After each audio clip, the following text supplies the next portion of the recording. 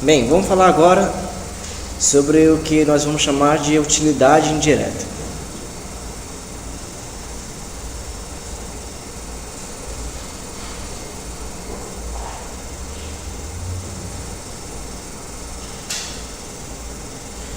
Como é que funciona essa utilidade indireta? Bem, a gente sabe que determinado o nível de preços e de renda, o consumidor vai fazer uma escolha. Essa escolha é que nós chamamos de demanda varrosiana. A demanda varrosiana nada mais é do que uma cesta de bens escolhidos. O consumidor já é dotado de uma função utilidade, certo? Então, admitindo que o consumidor tem essa função utilidade. Se você pegar a demanda varrosiana dele, né, e aplicar a função utilidade nessa demanda varrosiana, você vai ter um determinado nível de utilidade. Então, de certa forma, o nível de preços e renda determina a demanda varrosiana, que por sua vez determina a utilidade, o nível de utilidade que ele vai ter naquela cesta. Então, para cada nível de preços de renda, você consegue identificar um nível de utilidade que está relacionado a esse nível de preços e renda, tá? Que é exatamente o nível de utilidade gerado pela cesta da função demanda varrosiana, tá certo? Então é isso que a gente vai ver agora, tá? Então, de forma mais formal, o que é que nós vamos admitir nessa parte, né? Então, seja U, né, uma função aqui de RL mais para R, uma função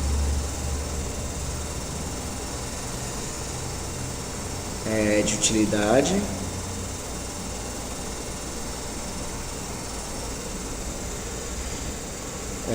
contínua e estritamente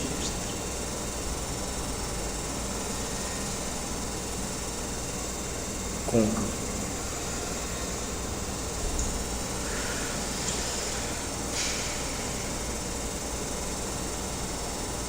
A função utilidade indireta é dada por VPW igual a U de XPW. Então vamos entender essa definição, tá? Então, função de utilidade, a gente já viu aqui, né, que para determinados tipos de preferências existe essa função de utilidade, mas não estamos interessados em questões tão profundas nesse momento. Estamos só interessados no consumidor que tem uma função de utilidade, tá? Tem as suas preferências representadas para a função de utilidade. Vamos admitir que essa função é contínua. Então, contínua, aí a função contínua do ponto de vista matemático, que é uma função contínua do ponto de vista matemático, tá? Intuitivamente é aquela função que você desenha um gráfico sem tirar a caneta do papel, tá? Só que isso para várias dimensões, certo? O mais especificamente significa dizer que a função ela tem os seus limites em todos os pontos bem definidos, e os limites, tá, são as próprias imagens, tá? Então, todo mundo sabe intuitivamente o que é a função contínua, né? E aqui ser estritamente côncava, tá? Essa propriedade aqui, essa característica, ela serve para garantir o quê? Serve para garantir a existência, aqui existência e unicidade, tá? Aqui, unicidade da função demanda varrosiana, tá bom? Então, o que significa dizer que ela é estritamente côncava, né? Significa dizer o seguinte, que a utilidade de alfa x mais 1 menos alfa y é maior do que alfa ux mais 1 menos alfa uy, tá? Então essa aqui é a definição analítica, tá? Dela ser estritamente côncava. Depois vocês podem fazer em casa, porque essa propriedade garante que a existência da unicidade da função de demanda parnasiana, ou seja, porque essa propriedade garante que o consumidor sempre vai escolher uma única cesta, certo? Não é difícil você ver isso não, tá? Você vai fazer uns exemplos, você vai ter uma intuição e depois você vai verificar por que isso aí de fato acontece, tá? Na verdade, posso até explicar rapidamente por que isso acontece, mas você chegando em casa procura entender com mais cuidado, tá? É o seguinte, imagine que você tem duas cestas que maximizam a utilidade. Se essas duas cestas maximizam a utilidade, então qualquer combinação linear dessas duas cestas, tá? Combinação convexa entre essas duas cestas, teria utilidade maior. Então, as duas não poderiam maximizar, já que tem uma que seria melhor ainda, tá? Então, seria mais ou menos isso. Vocês chegando em casa com calma, verifique essa propriedade, tá? Então, essa característica aqui é importante, tá? Para garantir que a demanda varroisiana é bem definida, tá? Agora vamos fazer uma proposição. Essa proposição está lá no nosso coléu, tá? Ela caracteriza a função de utilidade indireta, tá? E para que isso serve, né? Serve para dizer que nem toda função pode ser uma função que é uma utilidade indireta, tá? Então, uma função de utilidade indireta tem que satisfazer certas propriedades, tá certo? Então, se você for, por exemplo, fazer alguma suposição econométrica sobre uma função de utilidade indireta, essa função de utilidade indireta tem que respeitar essas propriedades que toda função de utilidade indireta tem, tá certo? Pelo menos isso. Então, vamos lá. Proposição.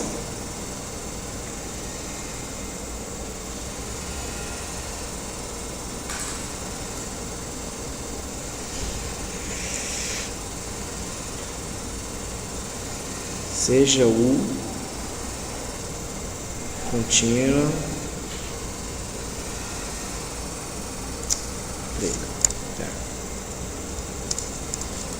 proposição.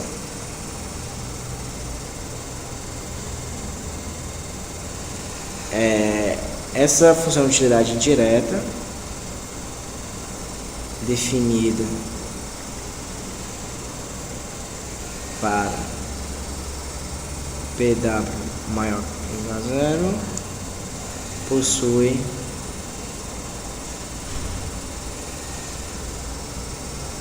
as seguintes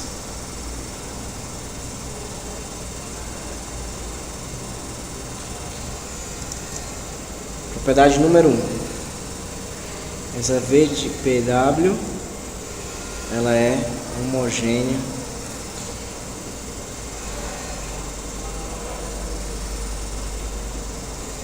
de grau zero. Segunda propriedade.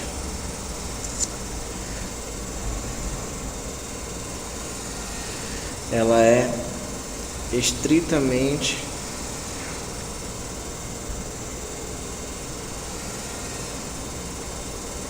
crescente em W e não crescente em PL. 3. Ela é uma função que nós chamamos de quase convexa. O que significa isso daqui, né? Isso que significa que esse conjunto de todos não crescente em PL, no preço do bem L, tá? Que esses conjuntos de nível aqui são conjuntos convexos. convexo para todo V bar. Propriedade 4, tá? Essa função VPW é contínua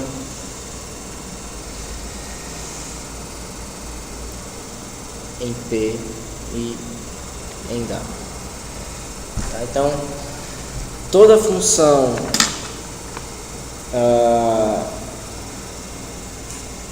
de utilidade indireta tem essas propriedades aí, certo?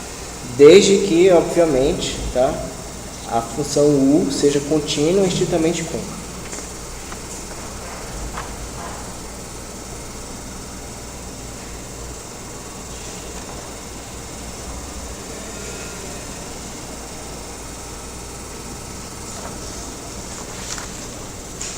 Então, vamos lá, vamos demonstrar todas essas propriedades aí. Isso daqui também tem no Mascoléu, tá? É uma proposição que tem lá. Então, vamos partir para a demonstração.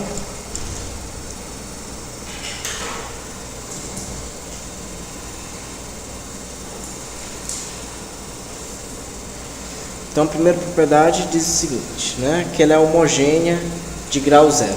Ela ser homogênea de grau zero vem do fato da função demanda valosiana ser homogênea de grau zero. Tá? Por quê? Imagina você ter um agente maximizando uma determinada função dentro de um conjunto de restrição orçamentária.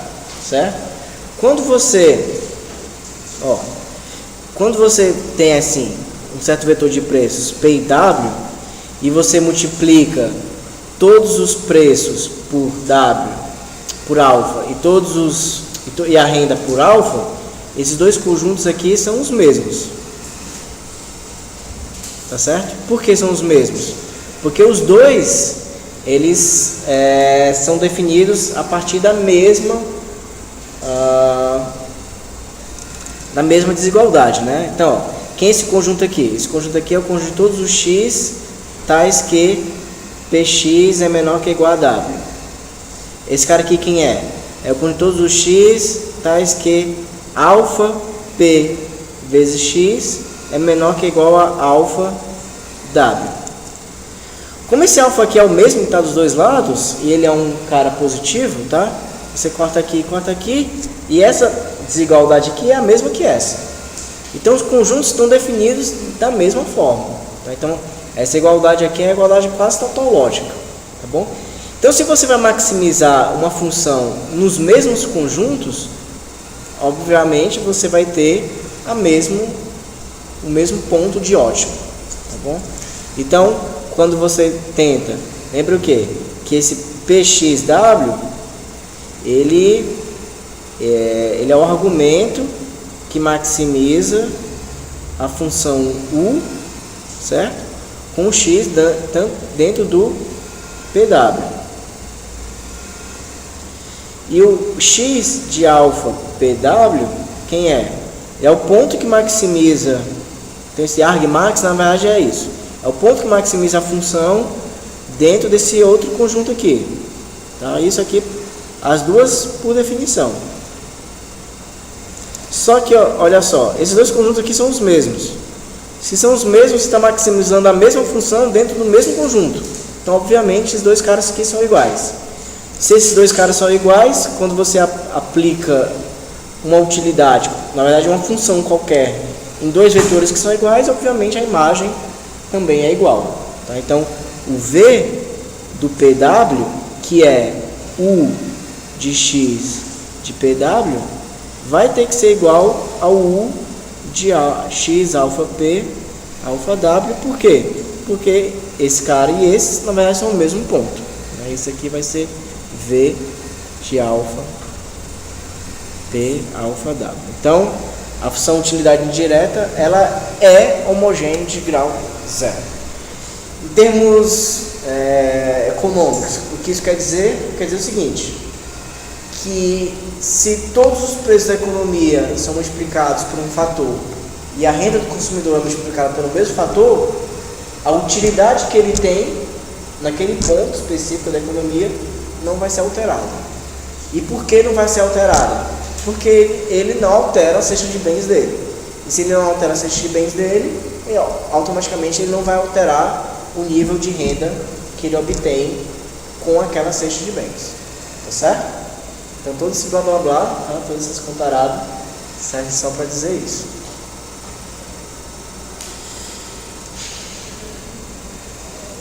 Vamos lá, mais um. Item 2.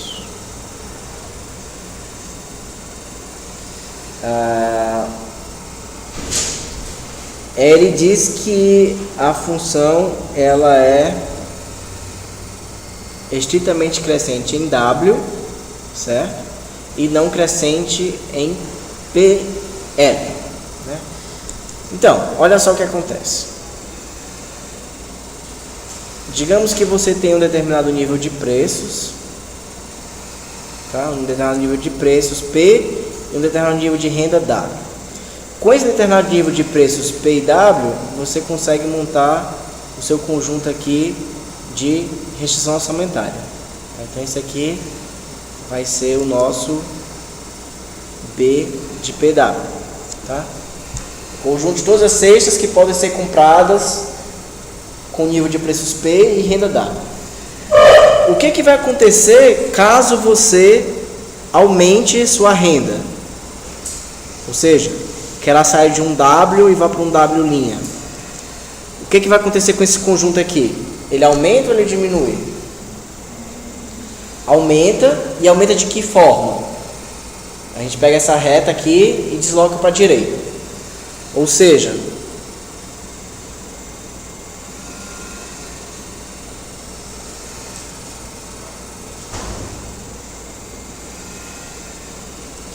esse conjunto aqui novo, tá? Que é o B de PW', tá? Ele contém totalmente esse conjunto aqui. Esse conjunto aqui B de WP', ele contém totalmente esse conjunto B de PW. Bem, agora vamos fazer o seguinte: nós vamos maximizar a função nesse conjunto preto e maximizar a função no conjunto vermelho. Onde você acha que vai conseguir um nível maior de otimização? No conjunto preto ou no conjunto vermelho?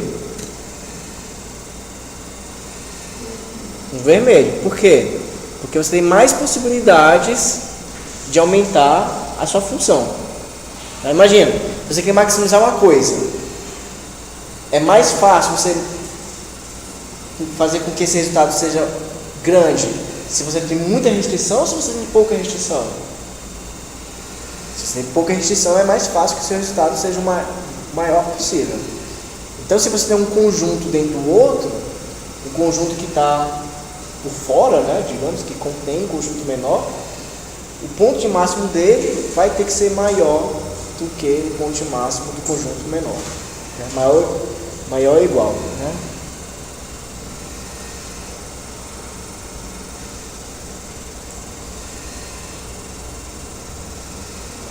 E a mesma coisa também você tem quando você tem um efeito de preços, né?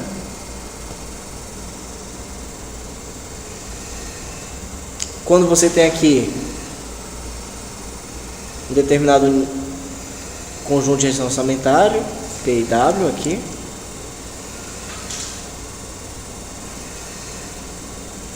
e você, por exemplo, aumenta o preço de um determinado bem. Ou seja, você vai sair de PL e ir para um PL'.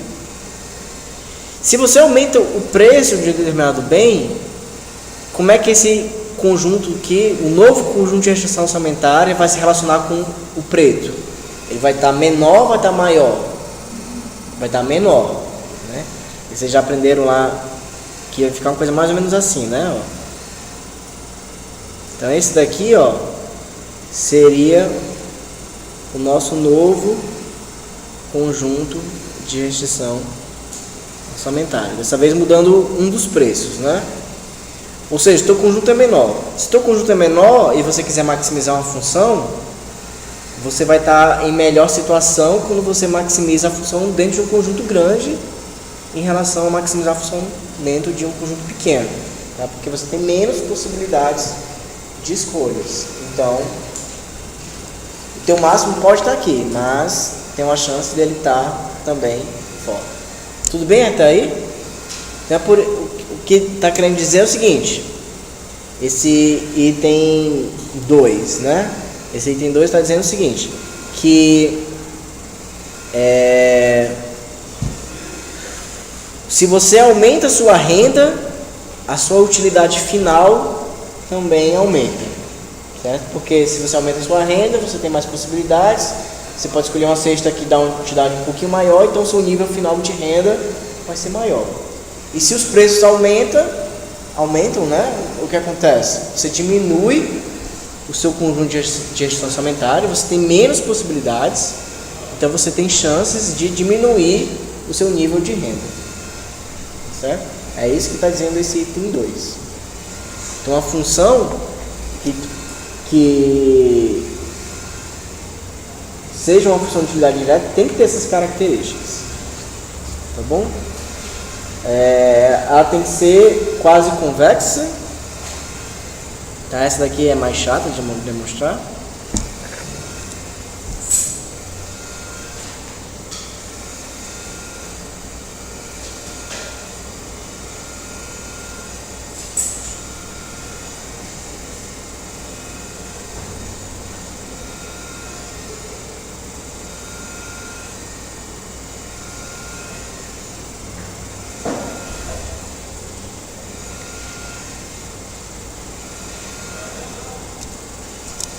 Então, essa 3 aqui é um pouco mais chato, tá?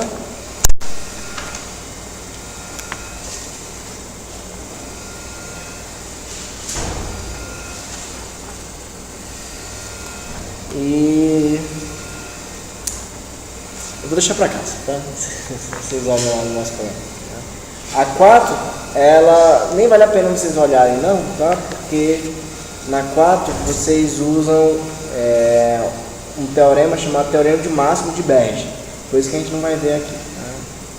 Mas esse teorema garante que a função é contínua. Então, ó, só para servir como exemplo, vamos pegar aquele exemplo lá da função Cobb-Douglas. Aquele mesmo exemplo que a gente tinha utilizado, né? U de x1, x2 igual a x1 ao quadrado, x2. A gente tinha visto que a gente podia calcular as demandas varrosianas, né? Quanto é que era o x1? Era... Alguém copiou? 2/3. Aí W e P, né? E o x2 é igual a W 3Q. Então, se você quiser calcular a utilidade indireta vai depender dos preços da economia, P, Q e W, certo? E o que você tem que fazer? Você tem que pegar essas demandas varrosianas e aplicar na função de utilidade direta, né? Então, a partir de hoje, essa aqui é chamada função de utilidade direta e essa aqui é a indireta. Direta por quê? Porque depende diretamente das demandas. E indireta porque depende indiretamente dos preços e da renda, né?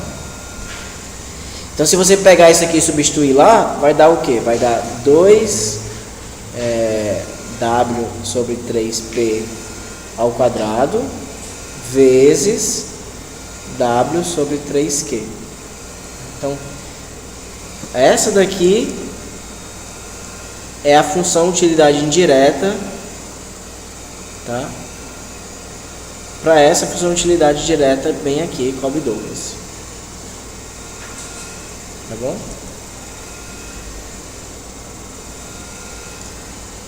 Então, de novo, o que você tem que fazer para achar a demanda indireta, né? Você tem que achar primeiro a demanda varrosiana de forma genérica. O que significa de forma genérica? Com os preços genéricos e a renda genérica, pegar esses valores e substituir na função utilidade direta. Os passos são esses, né? Aí achar a demanda varrasiana genérica, né? Depois, segundo passo, substituir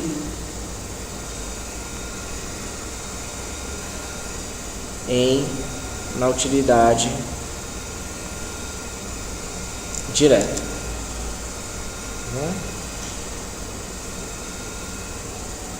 Claro que colocando assim só 2 passos parece que é muito fácil, mas esse passo 1 aqui geralmente é complicado, né? Porque você vai ter que resolver o problema de otimização primeiro e tal. E na verdade esse passo 2 aqui é o bem mais simples. Então deixa eu para casa passar aqui um exercício. Você vai considerar essa função utilidade xy igual a raiz quadrada de x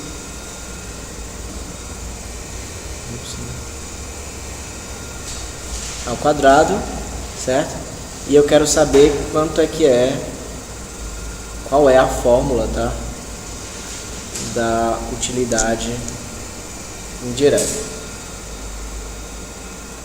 Então, para casa, vocês vão ter esses 2 exercícios, tá? Esse daqui e verificar o item 3 da proposição, que está lá no Mascoléu.